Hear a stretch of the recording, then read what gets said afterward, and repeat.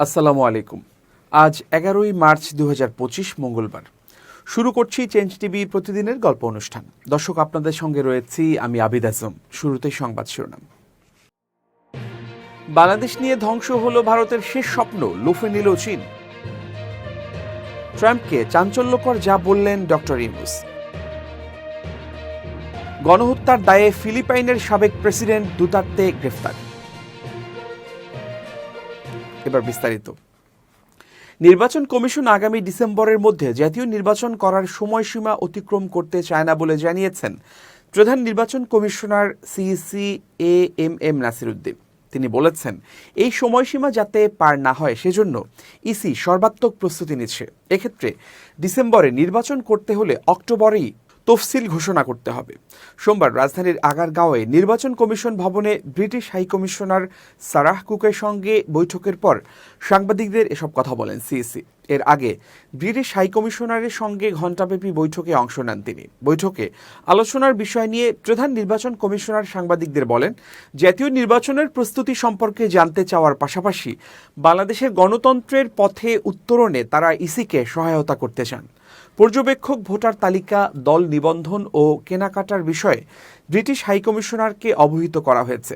নাসির উদ্দিন বলেন, তারা জাতীয় নির্বাচনে আমাদের প্রস্তুতি সম্পর্কে জানতে চান। এই গণতান্ত্রিক উত্তরণে তারা আমাদের সহায়তা করতে চান। আমরা ভোটার ও দলের নিবন্ধনের প্রস্তুতি সম্পর্কে জানিয়েছি। আমরা খুব শিগগির কেনাকাটায় যাব। আমরা পর্যবেক্ষক নীতি পুনর্বিবেচনা করছি। পর্যবেক্ষক নিয়োগ প্রক্রিয়া আমরা সম্পন্ন করব। তিনি আরও বলেন, যেহেতু একটা সময়সীমা আছে, খুব সম্ভবত ডিসেম্বর, সেটা মাথায় রেখে আমরা প্রস্তুতি নিচ্ছি। ডিসেম্বরে নির্বাচন, তাই অক্টোবরেই তফসিল ঘোষণা করতে হবে। সময়সীমা যেন আমরা অতিক্রম না করি সেভাবেই প্রস্তুতি নেওয়া হচ্ছে বলে হাইকমিশনারকে জানানো হয়েছে। কী ধরনের সহায়তা আপনারা চেয়েছেন, এমন প্রশ্নের জবাবে সিইসি বলেন, নির্বাচনে দলগুলোর এজেন্টরা থাকেন। দলের কর্মী বলে তাদের এজেন্ট হিসেবে নিয়োগ দেয়, অথচ তিনি নির্বাচনের নিয়মের কিছুই জানেন না। এখানে একটা প্রশিক্ষণের প্রয়োজন। বিদেশি পর্যবেক্ষকরা আসার পর দেখা যায় তারা আমাদের নির্বাচনের পদ্ধতি সম্পর্কে জানেন না, আইন কানুন জানেন না। পর্যবেক্ষকদের প্রশিক্ষণের কথা আমরা জানিয়েছি। অপর এক প্রশ্নের জবাবে তিনি বলেন, আগামী জাতীয় নির্বাচনে প্রক্সি ভোট দেওয়ার সুযোগ পাচ্ছেন প্রবাসী বাংলাদেশিরা। এতে জাতীয় নির্বাচনের সময় যারা প্রবাসে থাকবেন তাদের পক্ষ থেকে অন্য কেউ ভোটাধিকার প্রয়োগ করতে পারবেন। নতুন রাজনৈতিক দলের নিবন্ধন শুরুর প্রশ্নে সিইসি বলেন, এই ঘোষণাটা তো প্রধান উপদেষ্টা নিজেই দিয়েছেন। তিনি ট্রেনের হুইসেল বাজিয়ে দিয়েছেন যে নির্বাচন ডিসেম্বরে অথবা জানুয়ারিতে অনুষ্ঠিত হবে। পরে ব্রিটিশ হাইকমিশনার সারাহ কুক সাংবাদিকদের বলেন, নির্বাচন কমিশনের সঙ্গে আমার একটি অত্যন্ত ফলপ্রসূ বৈঠক হয়েছে। এটি তার এবং তার টিম যে কাজগুলো করছে সে সম্পর্কে জানার একটি সুযোগ। যুক্তরাজ্য বাংলাদেশে অবাধ, সুষ্ঠু ও অন্তর্ভুক্তিমূলক নির্বাচনের আয়োজনের পরিবেশ তৈরিতে সংস্কার প্রক্রিয়ায় ঐকমত্য গঠনে সহায়ক ভূমিকা রাখছে। তথ্য ও সম্প্রচার মন্ত্রণালয়ের উপদেষ্টা মাহফুজ আলম মন্তব্য করেছেন যে দেশে এখন যুদ্ধ পরিস্থিতি বিরাজ করছে এবং সে যুদ্ধ অন্য জায়গা থেকে আমাদের ওপর চাপিয়ে দেওয়া হয়েছে। সোমবার রাতে নিজের ফেসবুক অ্যাকাউন্টে এক পোস্টে এসব মন্তব্য করেন তিনি। পোস্টে মাহফুজ আলম লিখেছেন, গণ অভ্যুত্থানের বিরুদ্ধ শক্তি একটি ছদ্ম যুদ্ধ চালাচ্ছে। আমাদের মনে রাখতে হবে দেশে এখন যুদ্ধ পরিস্থিতি বিরাজ করছে এবং সে যুদ্ধ অন্য জায়গা থেকে আমাদের ওপর চাপিয়ে দেওয়া হয়েছে। একটা কন্ট্রোল রুম থেকে সে যুদ্ধের প্রতি সপ্তাহ ও দিনের কর্মসূচি চালু করা হয় এবং মনিটর করা হয়। আমাদের সে যুদ্ধের বিরুদ্ধে ঐক্যবদ্ধ হয়ে প্রতিরোধ গড়ে তুলতে হবে। উপদেষ্টা আরও লিখেছেন, গতকাল মাননীয় প্রধান উপদেষ্টার সভাপতিত্বে একটি পর্যালোচনা সভায় নারী ও শিশুর বিরুদ্ধে নিপীড়ন ও সহিংসতা নিরোধে ব্যবস্থা গ্রহণ, নিষিদ্ধ সংগঠনের কার্যক্রমের বিরুদ্ধে কঠোর অবস্থান গ্রহণ এবং সার্বিক আইন শৃঙ্খলা পরিস্থিতির উন্নতি নিয়ে আলোচনা হয়েছিল। আমরা সংবাদ সম্মেলনে বলেছিলাম, সরকার কঠোর অবস্থানে যাবে। গতকাল থেকে আজ পর্যন্ত বিভিন্ন জায়গায় অপরাধীদের গ্রেপ্তার চলমান এবং বিচারের কাজ দ্রুত ও সুষ্ঠু করার লক্ষ্যে সরকার তৎপর। তিনি লিখেছেন, ছাত্র যুবকদের জন্য লক্ষাধিক চাকরির ব্যবস্থা ও তরুণদের জন্য জাতীয় কর্মসূচি গ্রহণের বিষয় ও গতকালের আলোচনায় উত্থাপিত হয়েছে। শিগগিরই এ বিষয়ে দৃশ্যমান পদক্ষেপ নেওয়া হবে। সরকার জঙ্গিবাদ ও সন্ত্রাসবাদের বিরুদ্ধে জিরো টলারেন্স দেখাবে এবং সে লক্ষ্যে সমন্বিত তৎপরতা ইতিমধ্যে শুরু হয়েছে। মাহফুজ আলম আরও লিখেছেন, দ্রব্যমূল্য নিয়ন্ত্রণ, সন্ত্রাসীদের গ্রেপ্তার ও বিচার, প্রতিষ্ঠানসমূহকে শক্তিশালী করা, জুলাই শহীদ ও আহতদের জন্য ইতিবাচক উদ্যোগ গ্রহণ থেকে শুরু করে বিভিন্ন ইস্যুতে সরকার সক্রিয় ও সফল। কিন্তু সামরিক বেসামরিক আমলাতন্ত্র, ব্যবসায়ী শ্রেণী ও মিডিয়ার মধ্যকার গণঅভ্যুত্থানের শক্তিগুলোর বিরোধ, স্বার্থান্বেষা ও মতান্ধতা অন্যদিকে গণঅভ্যুত্থানের বিরুদ্ধ শক্তির ঐক্যবদ্ধ হয়ে ক্রমশ উত্থান সরকারকে বেকায়দায় ফেলছে। তিনি লিখেছেন, সরকার যুদ্ধ লড়ছে গণঅভ্যুত্থানে পরাজিত একটি শক্তিশালী দেশি বিদেশি জোটের বিরুদ্ধে, কিন্তু স্বার্থান্বেষী মহল জনগণের মধ্যকার অভ্যুত্থানের ঐক্যকে নস্যাৎ করতে উঠে পড়ে লেগেছে, সফলও হচ্ছে। সেনাবাহিনী, রাজনৈতিক দল ও অভ্যুত্থানের বিভিন্ন শক্তিকে মুখোমুখি না করাই আমাদের জন্য আখেরে ভালো হবে। মাহফুজ আলম লিখেছেন, রাষ্ট্র সংস্কার, গণহত্যা ও লুটপাটের বিচার, প্রতিষ্ঠানসমূহের পুনরুজ্জীবন ও গণতান্ত্রিক রূপান্তর সহ নানা বিষয়ে আমাদের লক্ষ্য থেকে হারিয়ে যাচ্ছে। সংবিধান পুনর্লিখনের জন্য গণপরিষদ প্রয়োজন বলে মন্তব্য করেছেন জাতীয় নাগরিক পার্টি এনসিপির জ্যেষ্ঠ যুগ্ম আহ্বায়ক সামান্তা শারমিন। এটি এনসিপির প্রথম ও প্রধান লক্ষ্য বলেও জানিয়েছেন তিনি। গণপরিষদ নির্বাচন ও জাতীয় সংসদ নির্বাচন একসঙ্গে হতে পারে, সম্প্রতি এনসিপির এমন প্রস্তাব রাজনৈতিক অঙ্গনে আলোচনা তৈরি করেছে। তবে এ বিষয়ে দ্বিমত জানিয়েছে বিএনপি। নতুন সংবিধান প্রণয়নের জন্য গণপরিষদ নির্বাচনের বিষয়ে এখনও অটল অবস্থানে আছে এনসিপি। সম্প্রতি রয়টার্সে প্রকাশিত এক সাক্ষাৎকারে দলটির আহ্বায়ক নাহিদ ইসলাম এ বিষয়ে বিস্তারিত কথা বলেছেন। পরে এ বিষয়ে বিএনপির স্থায়ী কমিটির অন্যতম সদস্য সালাউদ্দিন আহমদ আপত্তি জানান। এ বিষয়ে এনসিপির জ্যেষ্ঠ যুগ্ম আহ্বায়ক সামান্তা শারমিন বলেন, আমরা ধরে নিতে পারি এককভাবে গণপরিষদের ব্যাপারে তাদের আপত্তি নেই। গণপরিষদ ও সংসদ নির্বাচন একসঙ্গে করতে গেলে তাদের আপত্তি। আমরা এই দুই নির্বাচন একসঙ্গে করার কথা বলিনি। আমরা বলেছি গণপরিষদ নির্বাচনে যারা জিতে আসবেন, সংবিধান প্রণয়নের পর তারাই আইনসভায় রূপান্তরিত হয়ে যাবেন। এটি হলে এখানে স্বল্প ও দীর্ঘমেয়াদী কোনো সমস্যাই হবে না। তিনি বলেন, বাংলাদেশে যেহেতু নির্বাচনকে প্রথাগতভাবে জাতীয় সংসদ নির্বাচন বলা হয় এবং মানুষ এর সঙ্গেই পরিচিত, এজন্যই এটা এভাবে বলা হয়েছিল। কিন্তু মূলত আমরা বলতে চেয়েছি গণপরিষদই আইনসভায় রূপান্তরিত হয়ে যাবে। সালাহ উদ্দিন আহমেদের বক্তব্য বিএনপির দলীয় অবস্থান কিনা সে বিষয়ে সংশয় প্রকাশ করেন সামান্তা। তিনি বলেন, তারা ঐকমত্য পোষণ না করার কথা এভাবে বলে দিতে পারছেন। এমন রিজিড অবস্থানে চলে যাওয়া আসলে তাদের পার্টি লাইন কিনা এ ব্যাপারটা এখনও বুঝতে পারছে না।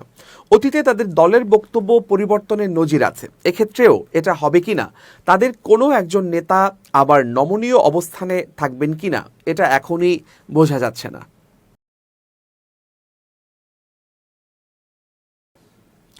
10 বছরের সীমান্তে ভারতীয় সীমান্তরক্ষী বাহিনী বিএসএফ এর গুলিতে কমপক্ষে 305 জন বাংলাদেশি নিহত এবং অন্তত 282 জন আহত হয়েছেন। বাংলাদেশের বিভিন্ন গণমাধ্যমে প্রকাশিত সংবাদ এবং সংগৃহীত তথ্য থেকে human rights support society HRSS BSF এর এ বর্বরতার কথা জানিয়েছে। এক বিবৃতিতে সংস্থাটি জানিয়েছে, পঞ্চগড়ের ভিতরগড় সীমান্তে বিএসএফ এর গুলিতে মোহাম্মদ আলামিন নামের এক বাংলাদেশি নিহত হয়েছেন। নিহত আলামিন পঞ্চগড় সদর উপজেলার হাড়িভাষা ইউনিয়নের জিন্নাতপাড়া এলাকার সুরুজালির ছেলে। গত শুক্রবার দিবাগত রাত 3টার পর পঞ্চগড় সদর উপজেলার অমরখানা ইউনিয়নের ভিতরগড় সীমান্তে 744 নম্বর মেইন পিলারের 7 নম্বর সাব পিলার সংলগ্ন এলাকার কাঁটাতারের বেড়ার লিঙ্ক রোড সংলগ্ন এলাকায় এই ঘটনা ঘটে। অপরদিকে সিলেটের কানাইঘাট সীমান্তে 6 মার্চ দিবাগত রাত 3:30টার দিকে ভারতের খাসিয়াদের হামলায় শাহেদ মিয়া নামের এক বাংলাদেশি যুবক নিহত হয়েছে। নিহত শাহেদ সিলেটের কানাইঘাট উপজেলার মঙ্গলপুর গ্রামের মোশাহিদ মিয়ার ছেলে। হিউম্যান রাইটস সাপোর্ট সোসাইটি এসব ঘটনায় গভীর উদ্বেগ ও তীব্র নিন্দা প্রকাশ করছে। বাংলাদেশের বিভিন্ন গণমাধ্যমে প্রকাশিত সংবাদ এবং human rights support society HRSS এর সংগৃহীত তথ্য অনুযায়ী 2015 থেকে 2024 সাল পর্যন্ত গত 10 বছরে সীমান্তে বিএসএফ এর হাতে কমপক্ষে 305 বাংলাদেশি নিহত এবং অন্তত 282 জন আহত হয়েছেন। সীমান্তে বিএসএফ কর্তৃক শুধু 2024 সালে 57টি হামলার ঘটনায় 26 জন বাংলাদেশি নিহত এবং 25 জন আহত, 47 জন গুলিবিদ্ধ এবং 158 জন গ্রেফতার হয়েছেন। একই সময়ে সীমান্তে 9 বাংলাদেশির লাশ পাওয়া গেছে, যারা ভারতীয় নাগরিক ও খাসিয়াদের হামলায় নিহত হওয়ার অভিযোগ রয়েছে। এছাড়াও 2025 সালের জানুয়ারি থেকে 8 মার্চ পর্যন্ত সীমান্তে বিএসএফ এর 15টি হামলার ঘটনায় 4 জন বাংলাদেশি নিহত, 10 জন আহত, 5 জন গুলিবিদ্ধ ও 15 জন গ্রেফতার হয়েছেন। এ সময় সীমান্তে ভারতীয় নাগরিক ও খাসিয়াদের হামলায় 3 জন বাংলাদেশি নিহত হন। বিবৃতিতে সংস্থাটি জানায়, এসব ঘটনা সীমান্তের নিরাপত্তার ক্ষেত্রে একটি নাজুক পরিস্থিতি নির্দেশ করে। ভারতের বারবার প্রতিশ্রুতি এবং কূটনৈতিক প্রচেষ্টা সত্ত্বেও এই দুঃখজনক ঘটনাগুলো উদ্বেগজনক হারে বছরের পর বছর ধরে ঘটছে। তারা আরও বলেন, সীমান্ত হত্যা বাংলাদেশ ভারত সম্পর্কের অন্যতম স্পর্শকাতর ইস্যু। দুই দেশের সীমান্তে প্রায়ই বাংলাদেশি নাগরিকদের হত্যার ঘটনা ঘটে, যা দুই দেশের মধ্যে কূটনৈতিক উত্তেজনা তৈরি করে। বাংলাদেশ ও ভারতের মধ্যে অধিকাংশ সময়ই বন্ধুত্বপূর্ণ সম্পর্ক বিদ্যমান ছিল, যা সাম্প্রতিক সময়ে কিছুটা ভাটা পড়েছে। উভয় সরকারই সীমান্তে বেসামরিক জীবন রক্ষাকে অগ্রাধিকার দেওয়ার কথা বলে আসছে। বিভিন্ন দ্বিপক্ষীয় বৈঠকে সীমান্তে হত্যাকাণ্ড শূন্যের কোঠায় নিয়ে আসার ব্যাপারে সিদ্ধান্ত হলেও এ ধরনের ঘটনা প্রতিনিয়ত ঘটছে। আমরা উভয় দেশের কর্তৃপক্ষকে এই সংকটের স্থায়ী সমাধানের লক্ষ্যে গঠনমূলক সংলাপ এবং কার্যকর পদক্ষেপ গ্রহণের মধ্য দিয়ে সীমান্তের হত্যাকাণ্ডের সংখ্যা প্রকৃতপক্ষে শূন্যে নিয়ে আসার বিষয়ে আহ্বান জানাই। বিবৃতিতে human rights support society Bangladesh ও ভারত সরকারকে আলামিন, শাহেদ মিয়া, কিশোরী স্বর্ণা দাস ও ফেলানীর হত্যাকাণ্ডের ঘটনাসহ পূর্ববর্তী সব সীমান্ত হত্যাকাণ্ডের সুষ্ঠু তদন্ত করে জড়িতদেরকে শাস্তির আওতায় আনার আহ্বান জানিয়েছে। এছাড়া সীমান্ত এলাকায় সব সীমান্ত ব্যবস্থাপনা কার্যক্রমে মানবাধিকার এবং আন্তর্জাতিক আইনের নীতিগুলোকে মেনে চলতে দুই দেশের সরকারকে দৃষ্টি আকর্ষণ করছে।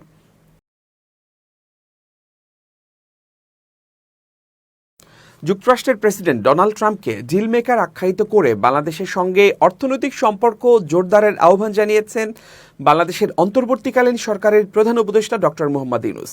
বর্তমান মার্কিন পররাষ্ট্রনীতি অনেক কঠোর হওয়া সত্ত্বেও ডক্টর ইউনূস বাংলাদেশকে যুক্তরাষ্ট্রের কৌশলগত অংশীদার হিসেবে দেখার জন্য ট্রাম্পকে অনুরোধ করেছেন।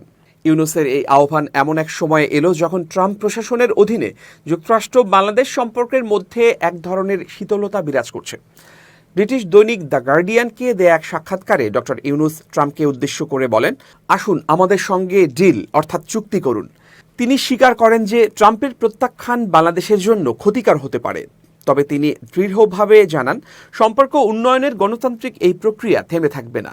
ট্রাম্প প্রশাসন বাংলাদেশের জন্য গুরুত্বপূর্ণ ইউএসএআইডি তহবিল কাটছাঁট করেছে এবং বাংলাদেশের ওপর বিনা প্রমাণে অভিযোগ এনেছে যে তারা সাহায্যের অর্থ চরম বামপন্থী কমিউনিস্ট নির্বাচনে ব্যবহার করেছে। এর ফলে বাংলাদেশের উন্নয়ন প্রকল্পগুলো ঝুঁকির মুখে পড়েছে ও ইউনুসের অর্থনৈতিক স্থিতিশীলতা আনার প্রচেষ্টা বাধাগ্রস্ত হচ্ছে।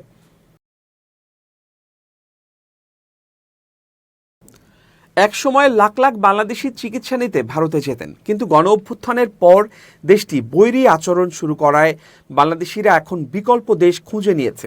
ফলে কপালে ভাঁজ পড়েছে দিল্লির। চীনে চিকিৎসা সেবা নিতে বাংলাদেশি রোগীদের প্রথম দল সোমবার ঢাকা ছেড়েছে। এ উপলক্ষে সোমবার হজরত শাহজালাল আন্তর্জাতিক বিমানবন্দরে এক সংবাদ সম্মেলনের আয়োজন করে ঢাকার চীনা দূতাবাস। সংবাদ সম্মেলনে ঢাকায় নিযুক্ত চীনের রাষ্ট্রদূত ইয়াও ওয়েন বিমানবন্দরের সাংবাদিকদের ব্রিফ করেন। ইয়াও ওয়েন বলেন, বাংলাদেশের রোগীদের প্রথম ব্যাচকে চীনে পাঠাতে পেরে আমরা আনন্দিত। আমরা জানি বাংলাদেশের রোগীরা চিকিৎসার জন্য নানা ধরনের সমস্যার মুখোমুখি হচ্ছেন। সে কারণে অন্তর্বর্তী সরকারের অনুরোধে সাড়া দিয়ে আমরা এই উদ্যোগ নিয়েছি। এই উদ্যোগের ফলে বাংলাদেশিরা চীনে খুব সহজেই উন্নত মানের চিকিৎসা নিতে পারবেন। চায়না ইস্টার্ন এয়ারলাইন্সের একটি ফ্লাইটে 31 সদস্যের প্রতিনিধি দলটি ঢাকা ছেড়েছে। প্রতিনিধি দলে 14 জন রোগী, 6 জন রোগীর পরিবারের সদস্য, 5 জন চিকিৎসক, 5 জন ট্রাভেল এজেন্সির প্রতিনিধি ও 1 জন সাংবাদিক রয়েছেন। চীনের ইউনান প্রদেশের 3টি শীর্ষ পর্যায়ের হাসপাতালকে বিশেষভাবে বাংলাদেশি রোগীদের সেবা দেওয়ার জন্য মনোনীত করা হয়েছে। সেখানেই রোগীরা চিকিৎসা নেবেন। রোগীরা যেন সহজে ভিসা পান সে উদ্যোগও নিয়েছে চীন সরকার।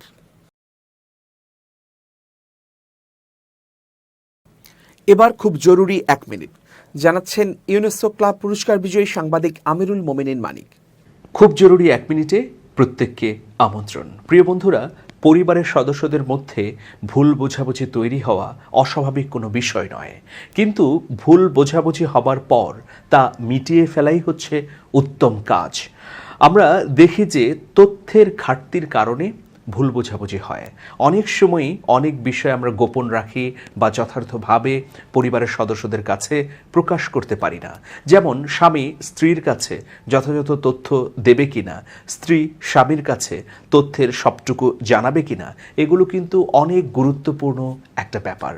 পারিবারিক সম্প্রীতি, স্বামী স্ত্রীর মধ্যে সৌহার্দ্যপূর্ণ সম্পর্ক ধরে রাখবার জন্য অবশ্যই তথ্যের যথাযথ আদান প্রদান অত্যন্ত প্রয়োজনীয় এবং গুরুত্বপূর্ণ ব্যাপার।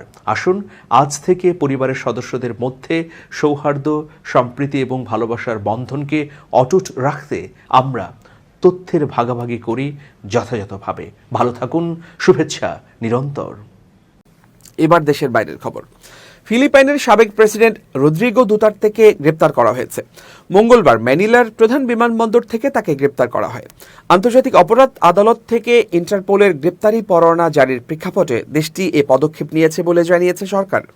খবর রয়টার্সের। আইসিসি জানিয়েছে, মাদকের বিরুদ্ধে যুদ্ধের নামে দুতার্তে মানবতাবিরোধী অপরাধ করেছেন। তার তত্ত্বাবধানে হাজার হাজার ফিলিপিনোকে হত্যা করা হয়েছে। এই ঘটনার তদন্ত চলছে। সোমবার হংকংয়ে দুতার্তে বলেছিলেন তিনি আইসিসির পরোয়ানা মেনে গ্রেপ্তার হতে প্রস্তুত। তবে বরাবরের মতো মাদক বিরোধী অভিযানের পক্ষে মন্তব্য করেন। আত্মরক্ষার জন্য ছাড়া পুলিশকে মাদক সন্দেহভাজনদের হত্যা করার নির্দেশ দেওয়ার কথা তিনি অস্বীকার করেন। এরপর তিনি ফিলিপাইনে ফিরে আসেন। তবে বিমানবন্দর ত্যাগ করার আগেই তাকে গ্রেপ্তার করা হয়। দেশটির বর্তমান প্রেসিডেন্ট ফার্দিনান্দো মার্কোস জুনিয়রের কার্যালয় জানিয়েছে, তারা পরোয়ানার একটি অফিসিয়াল কপি পেয়েছে। দুতার্তে এখন পুলিশ হেফাজতে রয়েছেন। দুতার্তের আইনি পরামর্শদাতা বলেন, গ্রেপ্তারটি বেআইনি। পুলিশ একজন আইনজীবীকেও বিমানবন্দরে দুতার্তের সাথে দেখা করতে দেয়নি। প্রিয় দর্শক, শেষ করছি প্রতিদিনের গল্পের আজকের গল্প। change.tv.press বাংলাদেশের ইউটিউব জার্নালিজমের অগ্রদূত। ভিজিট করুন এর ওয়েবসাইট www.changetv.press, youtube.com/changetv.press এবং সাবস্ক্রাইব করুন চ্যানেলটি। নিয়মিত লাইক, কমেন্ট ও শেয়ার করে আপডেট রাখুন নিজেকে। ভালো থাকুন, নিরাপদে থাকুন, শুভেচ্ছা নিরন্তর। changetv.press, এক ফোঁটা হলুদ নেই।